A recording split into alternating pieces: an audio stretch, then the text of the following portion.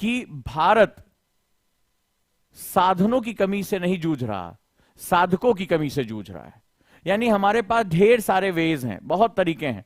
प्रकृति ने हमें इतना भर भर के दिया है कि भारत को उपमहाद्वीप की संज्ञा दी जाती है, यानी कि सब कॉन्टिनेंटल फीचर हैं, चाहे जलवायु, मिट्टी, भू आकृतिक विभाजन, जो कुछ भी हमारे पास विविधता से भरा है, बोली, भाषाएं, संस्कृति, उतनी ही कला, उतना ही हमारे पास जो है विविधता से भरा है। और जब भारत को आप देखते हैं तो भारत की इसी खास विशिष्ट पहचान के साथ आप जुड़ते चले जाते हैं। तो सवाल यह है कि इतना विविधता से भरा हुआ देश अपनी 2/3 इतिहास में वो पूरी दुनिया का सिरमौर बना रहा। इकोनॉमिकली मैं आपको प्रूव करूंगा इस क्लास में कि पूरी दुनिया का सिरमौर बना रहा, और उसके बाद वो राष्ट्र किस रूप में आज संघर्ष करता हुआ दिखाई पड़ रहा है। एक नागरिक, एक जागरूक नागरिक, एक जागरूक ओजांकियन की नजर से अगर तुम देखोगे तो तुम इस राष्ट्र को किस रूप में पा रहे हो, जरा ध्यान से समझो। तुम्हें राष्ट्र के रूप में ऐसा दिखाई पड़ रहा है, क्या तुम्हें अच्छा लगेगा कि जब तुम किसी बच्चे को शिक्षा ना प्राप्त करते हुए कूड़ा बीनते हुए देखो? और ये मत कहना कि मैंने देखा नहीं है, तुमने देखा होगा कूड़ा बीनने वाले ज्यादातर बच्चे होते हैं, देखा है? कभी तुमने देखा है भारत की राजधानी में भी जब आप जाते हो तो सड़कों पर सोते हुए लोग, जरा सी करवट ले ले जीवन खत्म हो जाएगा, तेज गाड़ियां उनको कुचल के निकल जाएंगी, देखा है?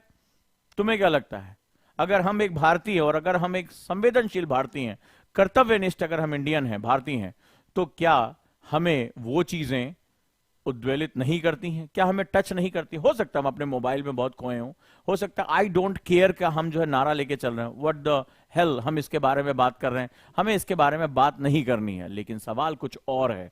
सवाल है कि अगर हम कर्तव्य बोध के साथ जुड़े हैं तो नागरिक के रूप में, वो भी तो भारत का नागरिक है जो सड़क पर सोया हुआ है, वो बच्चा जिसको एजुकेशन मिलनी चाहिए थी वो कूड़ा बीन रहा है, नंगे पैर है, वो अनहाइजीनिक कंडीशन में, वो महिला जो इस वजह से मृत को हो जाती है, मर जाती है कि उसको संस्थागत प्रसव यानी इंस्टीट्यूशनल डिलीवरी नहीं मिली।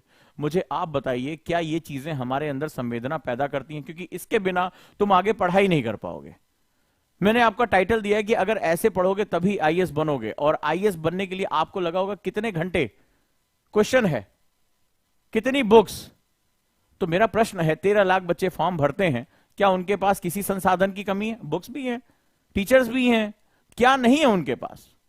तो केवल चुनिंदा लोग क्यों पहुंचते हैं? फनलिंग इतनी भयानक क्यों हो जाती है कि 13 लाख लोग यात्रा शुरू करते हैं? सपने देखने वालों की संख्या बहुत बड़ी है, वो लाखों में नहीं करोड़ में पहुंच जाती है, लेकिन 13 लाख वो होते जो हर साल हिम्मत करके एग्जाम से 3 महीने पहले फॉर्म भरते हैं, फोटो लगाते हैं, अप्लाई करते हैं, आधे 3 महीने के अंदर अपनी हिम्मत खो बैठते हैं।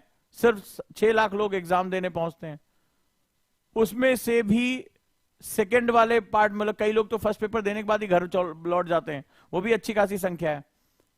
सेकंड पेपर देने की हिम्मत करते हैं, फिर उसमें से 14,000 लोग मेंस के लिए बुलाए जाते हैं, फिर उसमें से चुनिंदा कुछ लोग जो है वो चुने जाते हैं हमारे फाइनल लिस्ट के लिए। आखिर ऐसी क्या खास बात होती? क्या वो सभी पढ़ने में बहुत तेज होते हैं? यूपीएससी के आंकड़े कुछ और कहता है। यूपीएससी कहता है कि यार इसमें अभी भी बहुत से मेरे ही कई स्टूडेंट मेरे पढ़ाए हुए, जो ग्रेजुएशन में मेरे पढ़ाए हुए जो बच्चे हैं, वो प्राइवेट इंजीनियरिंग कॉलेज में पढ़े हुए हैं, कोई बहुत अच्छी एजुकेशन नहीं, कोई बहुत हाईएस्ट मार्क नहीं, कोई बहुत बड़ा कैंपस प्लेसमेंट नहीं, लेकिन आज वो आईपीएस हैं, आईआरटीएस हैं, आईएएस हैं। कभी मैंने उनको ब्रिलियंट स्टूडेंट्स की कैटेगरी में नहीं देखा, कभी नहीं।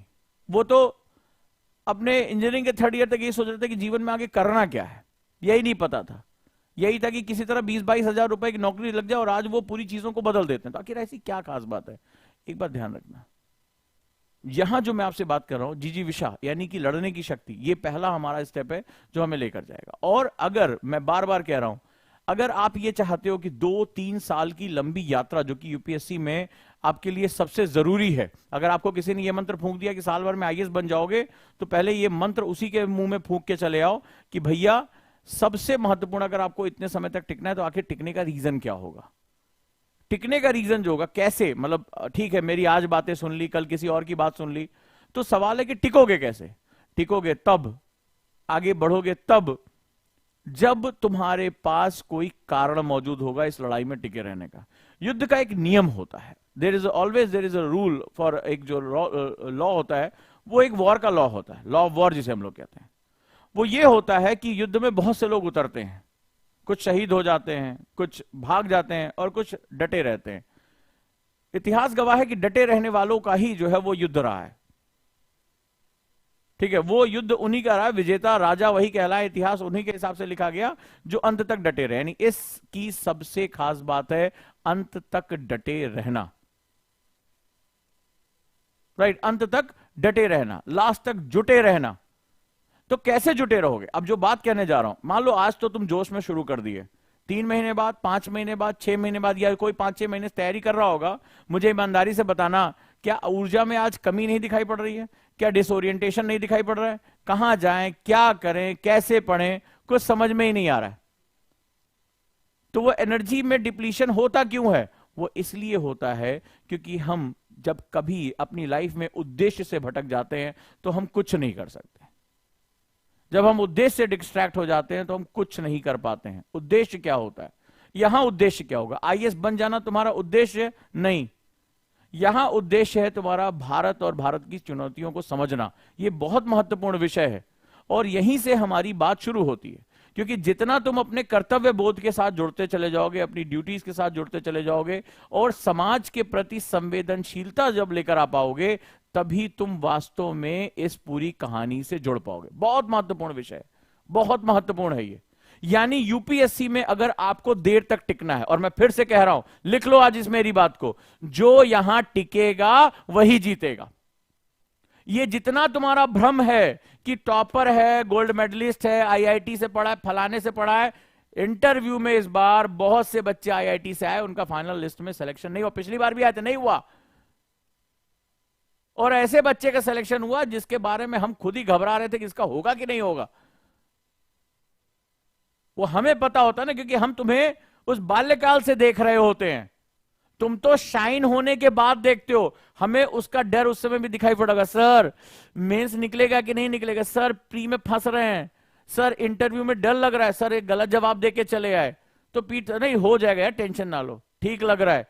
हम उस समय से तुम्हें जानते हैं। तो जब हम तुम्हें उस समय से जानते हैं, तुम्हारी हर पैटर्न को पहचानते हैं। तो सवाल क्या है, अगर आईएएस में तुम्हें क्रैक करना, और एक चीज गांठ बांध लो, ये बहुत ही सिंपल एग्जाम है। कॉम्प्लेक्स हम बना देते हैं। क्यों? पहली बात, हम समय खा जाते हैं, हम समय का सही कैलकुलेशन नहीं करते, क्योंकि ये युद्ध है और युद्ध में दोनों पक्ष लड़ते हैं। युद्ध में तुमने कभी सुना तुम तलवार भांजते रहो अकेले मैदान में बैठ के, और तुमको मैं तो जीत गया, मैंने हवा को काट दिया, तो तुम इसी तरह का बिहेव करते हो। युद्ध में सामने वाली पार्टी भी लड़ती हो, तुमने सामने वाली पार्टी को डंबो समझते हो। तो सामने यूपीएससी है, उसका पैनल है, उसका पेपर सेटर है, कॉपी चेक करने वाला है, वो तुम्हारे खिलाफ रणनीति बना रहा है। तो युद्ध तुम्हारी अनुमान से देर तक चल सकता है। इतिहास के अगर विद्यार्थियों उठा के देख लेना, कई बड़े बड़े सूरवीर राजा इसलिए युद्ध हार गए कि वो देर तक टिके नहीं। अगर वो युद्ध में टिक गए होते, दुश्मन ने क्या किया, रसद रोक दी, अनाज रोक दिया पहुंचने से, पता चला सरेंडर करना पड़ गया क्योंकि सारे लोग भूख से मर रहे हैं, लड़े कौन? तो क्या करना होगा? आपको फोकस करना होगा। किस बात पे फोकस करना होगा? देर तक लड़ने के लिए। कैसे लड़ोगे? जरा आओ फिर से इतिहास में। तो क्या बताया कि भाई मेरे पास कारण होना चाहिए। सभी योद्धा जो किसी कारण के साथ लड़े, वो हमेशा युद्ध को जीते। रीजंस होना चाहिए उनका, और प्रबल होना चाहिए। तो यहां रीजन क्या है? मुझे आईएएस बनना है, मैं 50 किताबें पढ़ लूंगा आईएएस बन जाऊंगा, बहुत लोग पढ़ रहे हैं। मैं 16 घंटे पढ़ लूंगा, इज इट एनी गारंटी? कोई जरूरी नहीं है, इस साल हो सकता है ना हो। तो क्या चीज होना चाहिए? होना चाहिए, और बहुत ही महत्वपूर्ण, और ये बदलाव ये दिखा रहे हैं, ये बदलाव बता रहे हैं कि वो होना चाहिए कर्तव्य बोध, भारतीय होने का कर्तव्य। मैं अपनी शिक्षा के साथ अपने राष्ट्र में क्या बदलाव लेकर आऊंगा?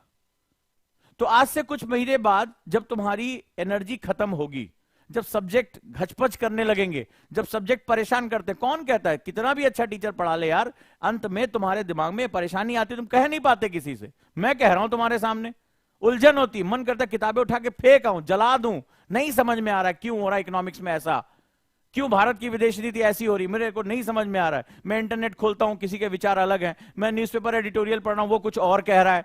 अब मुझे नहीं समझ में आ रहा कि वो वामपंथी है या दक्षिणपंथी है। कभी बार मन करता है उठा के सब किताबें फेंक आए, लेकिन ये कह नहीं सकते। मां बाप से कहोगे तो दुखी हो जाएंगे, भला इस गधे को हम पैसा दे रहे हैं, ये तो खुद ही कह रहा हमसे नहीं हो पा रहा है। तो ऐसी कंडीशन में जिसके मन में ये राष्ट्रबोध है, कर्तव्य बोध है, एक संवेदनशीलता एटलीस्ट है, एक सेंसिटिविटी है, किसी दिन चले गए, मन किया नैन भाड़ में गया, मेरा कमरा खाने को दौड़ता है, ऐसा लगता है खा जाएगा, अंधेरे कमरे, वही रोज एक ही जैसी रोशनी, एक ही जैसी मेज टेबल, अंदर से इतनी ऊब होने लगती है। तो उठे और चले गए। कहां चले गए? जैसे मैं चला गया, एनजीओ के साथ बैठ गया गरीब बच्चों के बीच में। आज मैं जब भी वहां से गुजरता हूं, पार्क के बच्चों को पढ़ाया, क्या किया? थोड़ा सा पढ़ाई तो दिया, थोड़े से लड्डू दे दिए, थोड़े से जो है वो मैंने उनको टी शर्ट दे दी, लेकिन यकीन मानो उन्होंने गुरु मान लिया। नमस्ते सर, नमस्ते। मैं पार्क में खेल भी रहे होते हैं कहीं दूर दराज, कई बार वो मान लो टी शर्ट नहीं पहनते हैं तो ऐसे दौड़ते हुए आ जाते हैं, good morning sir, good morning sir. इतना अच्छा लगता है उस समय। फिर उस समय रुक के सोचता हूं कि यार मैं कोई इनका फॉर्मल गुरु भी नहीं हूं, सिर्फ थोड़ी सी इनकी मदद की, और ये मुस्कुराते हुए बच्चे एक साथ आ जाते, दौड़ते हुए खेल रहे होते हैं, कहीं मान लो उनके माता पिता साफ सफाई कर रहे हैं, वो अपना आके, वो मन इतना मतलब खुशी से भर जाता है कि यार कुछ किया। इनके मुस्कुराते हुए चेहरों को लगता है, फिर सोचता हूं कि अगर ये मैं कर सकता हूं तो ये दिन भर की मुसीबतों से क्यों नहीं लड़ सकता। तो ये तुम्हारे लिए भी उतना ही परम सत्य है कि जब तुम इस बात पर विचार करो, आईएएस तुम बनना चाहते हो ना, ये मूल मंत्र मान लो। किसी दिन ऐसे मन उबे, संडे को छठ जा रहे, जाके उन लोगों के बीच में बैठ गए जिनकी थोड़ी सी तुमने मदद की है, जाके कम से कम उन्हें ध्यान से देखना शुरू किया, उनके दर्द को महसूस किया कि यार इसको आज दिन भर खाना नहीं मिला, इस सड़क पर सो रहा है। उस मासूम बच्चे को जाकर देख लिया कि ये कूड़ा बीन रहा। तुम कहोगे ये क्या पढ़ा रहे हो उजांग सर, तो आईएएस बनाने के। आईएएस ऐसे नहीं बनता है। तुम्हें तय करना पड़ेगा तुम युद्ध के किस तरफ खड़े हो। तुम भीड़ को सेना कह रहे हो और चुनाव तुम्हें करना है। तुम वो 13 लाख लोग जो एग्जाम सेंटर पहुंचने से पहले 6 लाख लोग फॉर्म भरने के बावजूद सेंटर नहीं पहुंचते हैं, तुम उसमें खड़े होना चाहते हो या तुम्हें उस तरफ खड़े होना है जो वास्तव में भारत का भाग्य निर्माण करते हैं, जो लबासना पहुंचते हैं और वो कहते हैं कि अब मैं सर्विस में हूं, असली चुनौतियों को मैं झेलूंगा, रेदर देन कि अपने कमरे में किसी आईएएस की फोटो लगाकर बड़ा बड़ा जो है वो उस पर लिख के कि फलानवा आईएएस, ढिकनवा आईएएस। ये करना चाहते हो या जीतने वालों की टीम में जाकर खड़े होना चाहते हो, तुम्हें तय करना पड़ेगा। लेकिन इस संसार में बिना कारण के कुछ भी नहीं होता। बिना कारण के इस संसार में कुछ नहीं होता, यह बात याद रखिएगा। तो तुम्हारी जीत भी एक कारण के कारण है और तुम्हारी हार भी एक कारण के कारण है। ये हम चुनते हैं, इन कारणों को हम पैदा करते हैं। हमारी हार किसी ग्रह नक्षत्र के दोष की वजह से नहीं है, वो हमारी गलत चॉइसेस का परिणाम होती है। और हमारी जीत हमारी सही समय पर ली गई सही निर्णयों की परिणति होती है। यह बात याद रखिएगा, यह बहुत ही महत्वपूर्ण बात है। और इस बात को अगर आप समझ पाते हैं तो आप जीतने वालों की टीम का हिस्सा बन जाते हैं। कुछ भी इस ब्रह्मांड में अनायास नहीं होता है। तो मुझे 2 साल, मान लो मैं फेल हो गया, जानते हो सबसे बड़ी दुष्कर का, मैं अपने एक स्टूडेंट को भूल नहीं सकता। वो आया, मात्र उसके पास 8 महीने तैयारी का समय था, अच्छा बच्चा था पढ़ने में, लेकिन समय लगता है किसी चीज में, वो नहीं निकाल पाया कुछ अंकों से और वो वापस लौट गया। बहुत समझाया मैंने, रुको, किसी भी तरह रुको, कर सकते हो। उसकी पारिवारिक स्थिति, उसको लौटना पड़ा। और आज तक वो दोबारा, मैंने नहीं सोचा कि कभी सुना कि उसने कभी यूपीएससी में आगे कदम बढ़ाया। तो एक लड़ाई हार जाने से अगर कोई हार जाता है तो इतिहास में जीतने वालों के कोई नाम ही नहीं होता, ये बात याद रखना। तो मैं कई बार विचार करता हूं कि ऐसी कौन सी इनके पास प्रेरणा शक्ति होनी चाहिए जिसकी वजह से ये सेल्फ मोटिवेटेड रहें। एक समय तुम्हारा इस यूपीएससी में उतर रहे हो तो आएगा जिस समय तुम इस युद्ध में अकेले होगे। यकीन मानो, न मैं हूंगा, तुम्हारी परछाई भी तुम्हारे साथ नहीं होगी, सब कोई तुम्हारे विरोध में होगा। उस समय तुम्हें आगे जाने के लिए सिर्फ तुम्हें अपने साथ की आवश्यकता पड़ेगी। और अगर तुम्हारे पास ये कारण मौजूद होगा कि तुम ये क्यों करना चाहते हो, तुम ये तकलीफें क्यों लेना चाहते हो, और तुम्हारे अंदर अगर हीरोइज्म होगा, अगर हीरो का कुछ गुण होगा,